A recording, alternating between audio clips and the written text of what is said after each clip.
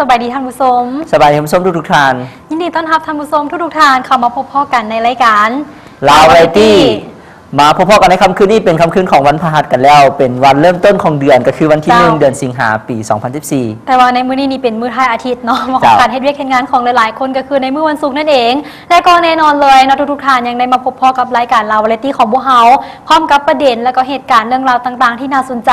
เกิดขึ้นบ่ว่าจะเป็นทั้งภายในและก็ต่างประเทศที่พวกเฮาทั้งสองคนยังมีมานำเสนออีกเช่นเก่าเช่นเคยและในมื้อนี้ครับหน้าที่ดำเนินรายการโดยข้าพเจ้าคำบางภูลือสาพร้อมด้วยอาทิตย์ก่อนที่มาสอนประเด็นที่ว่าพวกเขาจะมาโอ้ลมสนทนาและมานำเสนอให้ทุกท่านได้รับทราบกันในวันนี้มีประเด็นที่เกิดขึ้นจากทางบ้านเฮาและต่างประเทศที่น่าสนใจโดยเฉพาะมันเกี่ยวกับเรื่องราวของการเอาใจใส่โดยเฉพาะมันเกี่ยวกับเรื่องของการรักษาเกี่ยวกับเรื่องของตะฟังเจือนจะมีภาคส่วนใดแน่หรือว่าเกิดขึ้นอยู่บ้านใดวันนี้พวกเขาก็นำเสนอพร้อมเดียวกันกับเรื่องราวของทางต่างประเทศอีกก็จะมีเกี่ยวกับการทุ่มงบประมาณเพื่อจะสกัดกั้นเกี่ยวกับเสื้อพญาติอีโบลานั่นอีกถือว่าเป็นอีกหนึ่งเสื้อพญาติที่ว่าหลายๆประเทศอยู่ในทั่วโลกกำลังให้การติดตามแล้วก็เฝ้าเบิ่งสถานการณ์เนาะก็อย่าลืมอัปเดตแล้วก็ติดตามเรื่องราวข่าวสารกันได้และนอกจากนั้นแล้วในเรื่องราวของกีฬามื้อนี้เฮาก็ยังมีเกี่ยวกับความเคลื่อนไหวที่เกิดขึ้นทั้งวงการภายในแล้วก็กีฬาทางต่างประเทศโดยเฉพาะเป็นวงการกีฬาทางบ้านเฮาเนาะเอาเป็นการแข่งขันที่ว่าจะเกิดขึ้นมื้อนี้ก็คือในมื้ออื่นนี่เองเนาะการแข่งขันสวงเหือซึ่งจะจัดขึ้นอยู่ที่สวนวัฒนธรรมอินแปงมื้อนี้ก็จะมีเป็นอีก2ภาคส่วนเนาะที่ว่าจะมีการเข้าร่วมในการแข่งขันในครั้งนี้ซึ่งจะเป็นทางภาคส่วนในนั้นอย่าลืมติดตามรับชมได้ในระยะของการอัปเดตเกี่ยวกับเรื่องราวของกีฬาและระยะของเรามาในค่ำคืนนี้พวกเขาจะมีเกี่ยวกับประเด็นบอกถึงเรื่องของสถานที่ท่องเที่ยวอยู่ในอาเซียนของพวกเขาและหนึ่งในนั้นก็คืออยู่ทางนครหลวงเวียงจันทร์และอยู่ทางแขวงหลวงพระบางเป็นอีกหนึ่งเมืองที่ว่าติดอยู่ในอันดับค่าของชีพสำหรับสถานที่ท่องเที่ยวที่ว่าค่อนข้างว่าถูกที่สุดเนาะซึ่งว่าเรื่องราวนี้ผู้ใดที่อยากจะรู้เกี่ยวกับรายละเอียดแบบชัดเจนรายละเอียดแบบถูกต้องอย่าลืมมาติดตามรับชมในระยะของเราเมื่อเราและก็หลากหลายเรื่องราวกับประเด็นที่พวกเขาทั้งสองคนจะมานำเสนอในมื้อนี้แต่ว่าตอนนี้จะให้ทุกท่านได้ไปพักผ่อนกันก่อนเนาะแล้วกลับมาพบกับพวกเขาทั้งสองคนในระยะต่อไป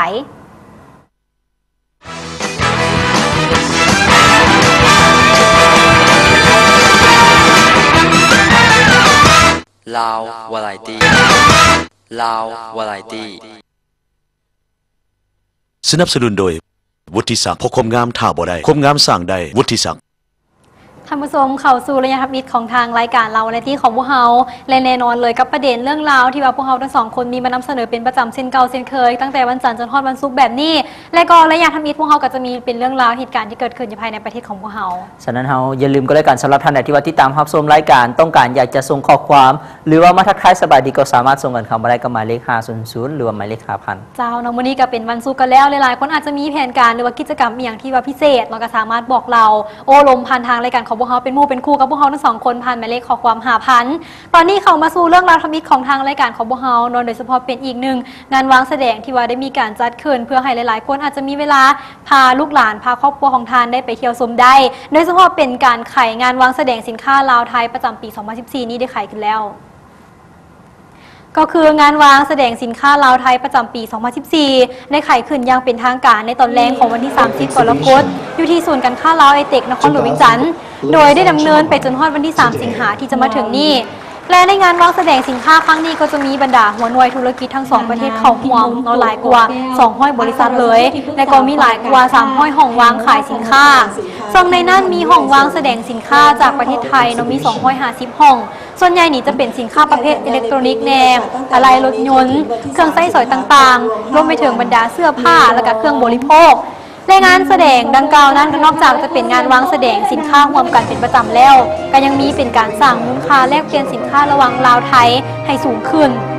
และนอกจากนั้นก็คือเป็นการส่งเสริมนอกตลาดของ2ประเทศทั้งเป็นการกระตุ้นให้กับบรรดานักธุรกิจขนาดน้อยและก็ขนาดกลางนั้นสามารถขยายตลาดไปสู่ประเทศเพื่อนบ้านทั้งเป็นการเกี่ยมเข้าร่วมประชาคมเศรษฐกิจอาเซียนภายในปี2015นี้และทานนางพิมลป่งกองแก้วอัครราชทูตที่ปรึกษาฝ่ายการค้าไทยประจำนครหลวงเวียงจันทร์เพิ่นได้กล่าวว่าสำหรับงานวางแสดงสินค้าลาวไทยได้จัดขึ้นครั้งนับอีกก็คือในปี2005และหลังจากนั้นแล้วก็มีการสืบต่อจากมาทุกๆปีและจุดประสงค์ก็เพื่อสืบต่อขยายสายเผ่าพันธุ์การค้าระหว่าง2ประเทศก็คือลาวและก็ไทยให้นับมือนับพ่วงขวางกระตุกสุกยู่ให้มูลค่าสินค้าเพิ่มขึ้นตามคาดหมายที่วางไว้และก็สืบต่อให้นักธุรกิจลาวไทยได้มีการแลกเปลี่ยนบนเทียนทางการค้าร่วมกัน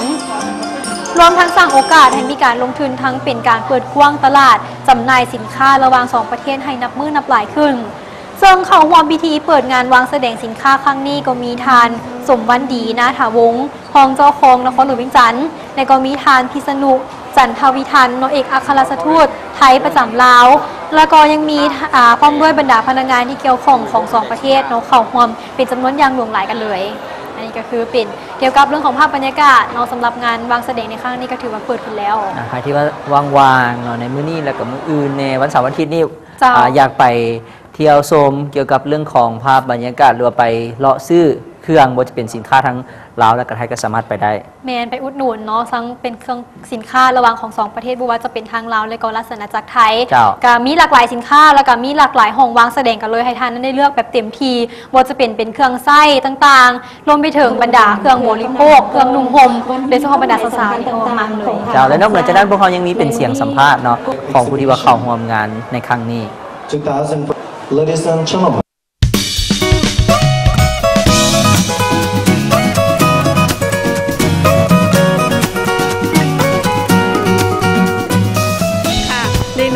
ผลิตภัณฑ์แม่ประนอมนะคะคราวนี้เราได้เอาสินค้าจากแม่ประนอมมาก็คือน้ำจิ้มไก่นะคะน้ำพริกเผาไทยสุกี้ยากิกวางตุ้งนะคะแล้วก็น้ำมันน้ำพริกเผาซึ่งในส่วนนี้จะมีจำหน่ายอยู่แล้วที่ลาวนะคะส่วนในส่วนที่เรานำมาใหม่ในครั้งนี้เพื่องานนี้โดยเฉพาะก็จะเป็นน้ำพริกแกงนะคะน้ำพริกแกงต่างๆเช่นน้ำพริกแกงเขียวหวานน้ำพริกแกงเผ็ดนะคะซึ่งอันนี้จะเป็นอะไรที่ดีมากแล้วก็อร่อยมากซึ่งเราอยากจะแนะนำให้กับประชาชนที่นี่ได้ลองทานนะคะส่วนอย่างอื่นที่เรามีโปรโมชั่นพิเศษก็คือน้ำซอสสับปะรดนะคะซอสพริกสับปะรดซึ่งเป็นโปรดักต์ใหม่ของเราแล้วก็ซอสศรีราชานะคะซอสศรีราชานี้ก็เป็นโปรดักต์ใหม่ของซึ่งจะมีขายที่บูธนี้ที่เดียวนะคะยังไง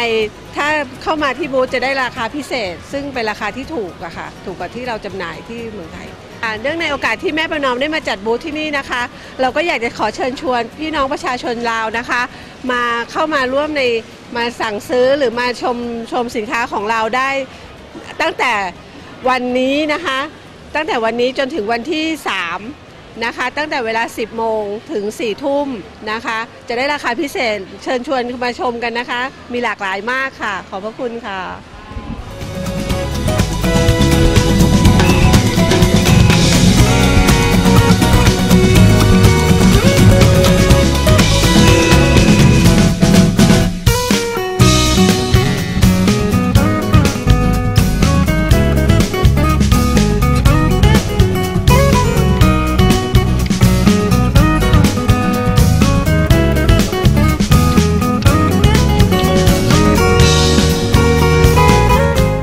วันนี้เรา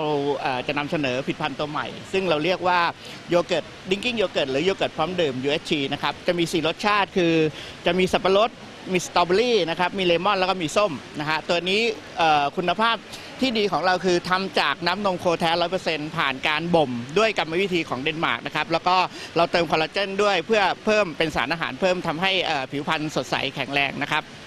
วันนี้เรามาในราคาพิเศษเลยนะครับถ้าซื้อนมเปรี้ยวเรา2 ลังเรามีแถมเสื้อไทยเดนมาร์กนะฮะใส่หล่อๆให้ด้วย1ตัวนะครับแล้วก็เราจะมีกิจกรรมพิเศษที่จะ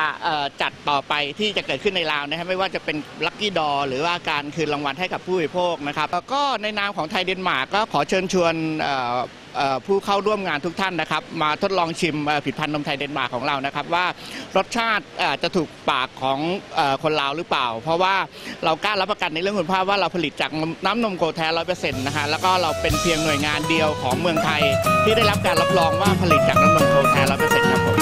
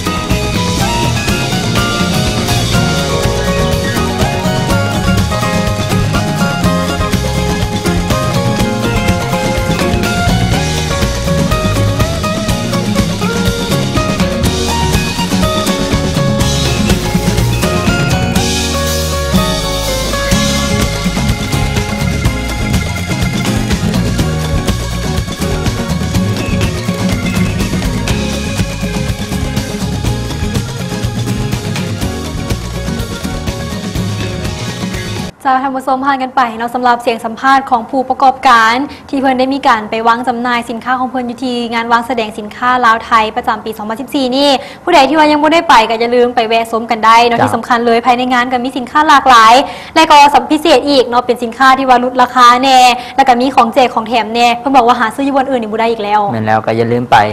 เพิ่นจะปิดในวันที่ 3 สิงหาที่จะมาถึงนี่ก็คือ เจ้า วันอาทิตย์นี้เอง